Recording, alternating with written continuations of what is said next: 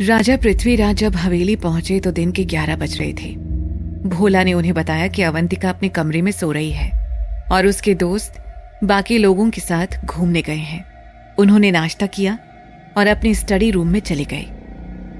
Study table पर ही उनका कुलदेवी का अभिमंत्रित त्रिशूल रखा था। उन्होंने उसे उठाया और रॉकिंग चेयर पर बैठ गए।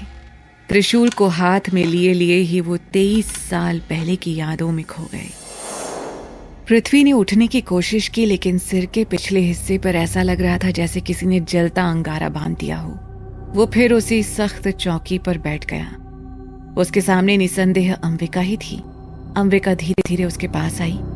उसके हाथ में एक पत्थर का प्याला था जिसमें कोई काढ़ा जैसा था। उसने पृथ्वी को सहारा देके बिठाया और उस गाढ़े काढ़े को पिलाने लगी।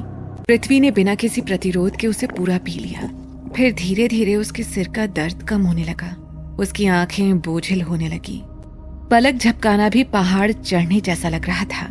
अधमुंदी आंखों से उसने देखा कि अंबिका अपने कपड़े उतार रही थी। काढ़े के असर व अंबिका के पीछे से आती रोशनी के कारण उसे अंबिका साफ नजर नहीं आ रही थी। न जाने क्यों उसे आज अंबिका कुछ ज्यादा ही लंबी व चौड़ी लग रही थी। फिर अंबिका उसके पास पहुंची और उसकी पैंट को उतारने लगी। वो कुछ सोच पाता उससे पहले ही उसकी आंखें नींद का बोझ और नहीं उठा पाई और बंद हो गईं। पृथ्वी ने जब आंखें खोली तो अपने आप को एक बिछौने पर गुनगुनी धूप में पाया। वो सिर्फ अंडरवेयर और बनियान में था। उसने अपने हाथों से अपने सिर के पिछले हिस्से को दबाकर देखा। ना ही वहां कोई चोट का निशान था और ना ही अब उसके सिर में कोई दर्द बाकी था। उसके हाथ और पैर पर लगे चोट पर भी पट्टियां बंधी हुई थी, लेकिन उनमें किसी प्रकार के दर्द का एहसास नहीं था। उसने उन्हें खोलकर देखा तो वहां पर मामूली खरोच के निशान ही बचे थे। पृथ्वी खड़ा होकर अपने चारों ओर देखने लगा। उसे किसी भी तरह की कमजोरी का एहसास नहीं हो रहा था। पृथ्वी कितनी देर तक सोता रहा, उसे खुद भी उसका ध्यान नहीं था। उसने पिछली बातें याद करने की कोशिश की, लेकिन उसे एक्सीडेंट के बाद का कुछ भी साफ याद नहीं आ रहा था। तो आप उठ गए? अब आपको कैसा लग रहा है? पीछे से अंबिका की आवाज आई। पृथ्वी ने मुड़कर देखा। अंबिका अपने पारंपरिक परिधान में उसके सामने खड़ी थी। उसके एक हाथ में बड़ा सा ग्लास था तो दूसरे हाथ में एक प्लेट थी जिस पर रोटी और सब्जी थी। वो पृथ्वी के पास आई और वहीं जमीन पर ही खाने का सामान रख दिया और बोली, अब आप लोगों के हिसाब से तो हमारी यहाँ व्यवस्था नहीं है, लेकिन फिर भी मैं आपके लिए कहवा और खाना लाई हूँ। पृथ्वी उसे एक टक निहार रहा था। पहाड़ों की चोटियों को छू कर आती धूप में अंबिका बहुत ही सुंदर दिख रही थी। अपने आप को उसे इस तरह निहारता देख अंबिका ने आंखों से क्या है का इशारा किया और पृथ्वी ने कुछ नहीं में सिर हिला दिया और नाश्ता करने बैठ गया। पता नहीं ये उसके भूखे होने के कारण था या कुछ और, लेकिन साधारण होने के बावजूद भी उसे वो नाश्ता बहुत ही स्वादिष्ट लगा। नाश्ता कर चुकने के बाद उसने अंबिका से पूछा, लेकिन मैं यहाँ कैसे आ गया? जहाँ तक मुझे याद है मेरी गाड़ी हिरणों से टकरा गई थी और मैं नदी में जा गिरा था। बस आप पर देवी की कृपा थी जो मैं ठीक समय पर आ पहुंची, नहीं तो वहीं नदी के ठंडे पानी में पड़े पड़े आप अकड़ चुके होते। खाने के जूठे बर्तनों को उठाते हुए अंबिका ने उसके सवाल का जवाब दिया। फिर पृथ्वी आसपास का जायजा लेने लगा। ये पहाड़ों के बीच कोई जगह लग रही थी। एक तरफ गुफा थी जिसके मुंह पर पर्दा पड़ा हुआ था।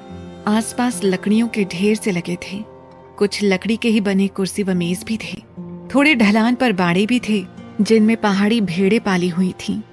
एक तरफ चढ़ाई थी जहां पर करीब 100 मीटर की ऊंचाई पर बहुत ही पुराना पत्थरों से बना मंदिर जैसा दिखाई दे रहा था। उसके दूसरी तरफ एक बहुत ही छोटा पानी का झरना भी था। तो ये है तुम्हारा घर, बहुत ही सुंदर है, एकदम से प्रकृति की गोद में, पृथ्वी ने कहा। जवाब में अंबिका मुस्कुरा के रह गई। तो अब मुझे अगर अपने घर जाना हो तो कैसे जाऊं? नीचे जाने का तो रास्ता ही दिखाई नहीं दे रहा है। तो आप वापस जाना चाहते हैं क्या? अंबिका ने पूछा। हाँ, मैं काफी देर से बिना बताए गायब हूँ। भोला और बाकी लोग चिंता कर रहे होंगे, पृथ्वी ने समझाने के भाव से उससे कहा। जवाब में अंबिका ने कुछ नहीं कहा। फिर पृथ्वी ने जल्दी से गुफा की तरफ पड़े अपने कपड़े पहने और घड़ी की ओर देखा। घड़ी में दोपहर के 1 बज रहे थे। मतलब मैं करीब करीब 20 घंटे बाद जागा हूँ, पृथ्वी ने मन में सोचा। फिर वो जब अंबिका की ओर मुड़ा तो अंबिका उसे अपने पीछे आने का इशारा करते हुए एक तरफ ढलान पर उतरने लगी। थोड़ी दूर जाने के बाद उसे पत्थरों से घिरा एक गलियारा सा दिखाई दिया। इस गलियारे को पार करने के बाद पृथ्वी की सांसें ही रुक गईं। वो पहाड़ से चिपका एकदम संकरा रास्ता था। आसपास बादल तैर रहे थे। काफी नीचे बादलों के पार जंगल दिखाई दे रहे थे। संकरे रास्ते पर थोड़ी दूर चलने के बाद उसे एक दरार सी दिखाई दी। अंबिका उसे लेकर दरार में घुस गई। दरार के दूसरी तरफ नीचे जाने के लिए पथरीला रास्ता था। अंबिका और पृथ्वी उस रास्ते से नीचे उतरने लगे। आगे जाकर वो रास्ता बंद हो गया और आगे पथरीली खाई सी नजर आने लगी। पृथ्वी नीचे उतरने के लिए पत्थरों का जायजा लेने लगा कि अंबिका ने उसे अपने मजबूत हाथों से उठाकर गोद में ले लिया और हिम तेंदुओं के जैसे नीचे कूद कूद के उतरने लगी। कुछ ही देर में वो दोनों पहाड़ के तल पर थे। फिर करीब वहां से 15 से 20 मिनट चलने के बाद पृथ्वी को अपनी मोटरसाइकिल खड़ी दिखाई दी। मैंने आपकी मोटरसाइकिल को नदी से निकालकर इस तरह खड़ा कर दिया था, अंबिका ने उसे बताया।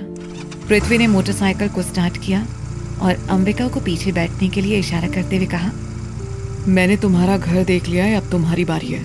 अंबिका भी बिना किसी झिझक के उसके पीछे बैठ गई और पृथ्वी ने अपनी मोटरसाइकिल जंगल के कच्चे रास्तों पर आगे बढ़ा दी।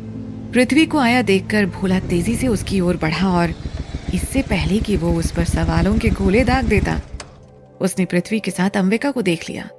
अरे भाभी आप, नमस्ते, आइए आइए भीतर चलिए, भोला ने गर्मजोशी से अंबिका का स्वागत करते हुए कहा।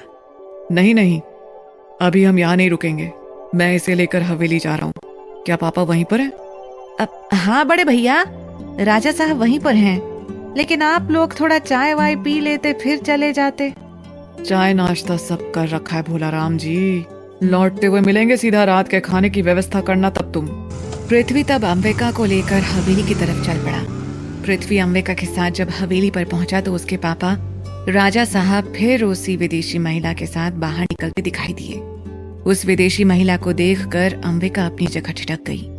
पृथ्वी तेजी से अपने पापा राजा उग्र नारायण के पास पहुंचा और बोला, पापा मैं आपको किसी से मिलाना चाहता हूँ।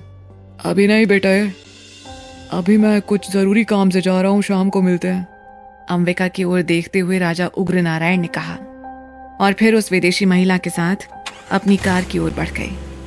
पृथ्वी उदास मन से वापस अंबिका के पास आया और उसने बोला, पापा तो अर्जेंटली कहीं जा रहे हैं, मैं तुम्हें आज उनसे नहीं मिला पाऊंगा। लेकिन अंबिका जैसे उसकी बात सुन ही नहीं रही थी। वो तो लगातार उस विदेशी महिला को ही घूरे जा रही थी।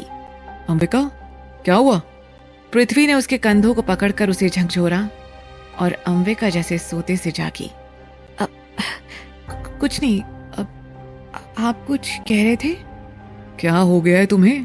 तबीयत तो ठीक है ना? उसके माथे पर हाथ रखते हुए पृथ्वी ने कहा। हाँ मैं बिल्कुल ठीक हूँ, आप कुछ कह रहे थे? अंबिका ने उसका हाथ हटाते हुए कहा। हाँ तो मैं ये कह रहा था कि पापा तो आज बिजी हैं, तो वो तुमसे मिल नहीं पाएंगे, तब तक चलो मैं तुम्हें घर दिखा देता हूँ। तभी एक नौकर पृथ्वी की तरफ आया और उसे बताया कि फोन पर डीएसपी सुरेश उससे बहुत अर्जेंटली बात करना चाहते हैं। पृथ्वी अंबिका को अंदर गेस्ट रूम लेकर गया और फिर अंबिका को वहीं रुकने को बोलकर फोन पे बात करने चला गया। थोड़ी देर बाद वो वापस आया और अंबिका से कहा, मुझे एक बहुत जरूरी काम से जाना होगा, तो मैं तुम्हें छोड़ दूं या अगर तुम चाहो तो यहाँ आराम भी कर सकती हो। ना जाने क्या सोचकर अंबिका ने वहीं रुकने का डिसीजन लिया। पृथ्वी ने एक नौकर को बुलाकर अंबिका का ध्यान रखने को कहा और फिर अंबिका को एक किस करके तेजी से बाहर चला गया। अंबिका थोड़ी देर वैसे ही खड़ी रही, फिर एक तरफ पड़े पलंग पर लेट गई। अंबिका के चेहरे पर हमेशा रहने वाली निर्भीकता की जगह आज चिंता के बादल छाए हुए थे।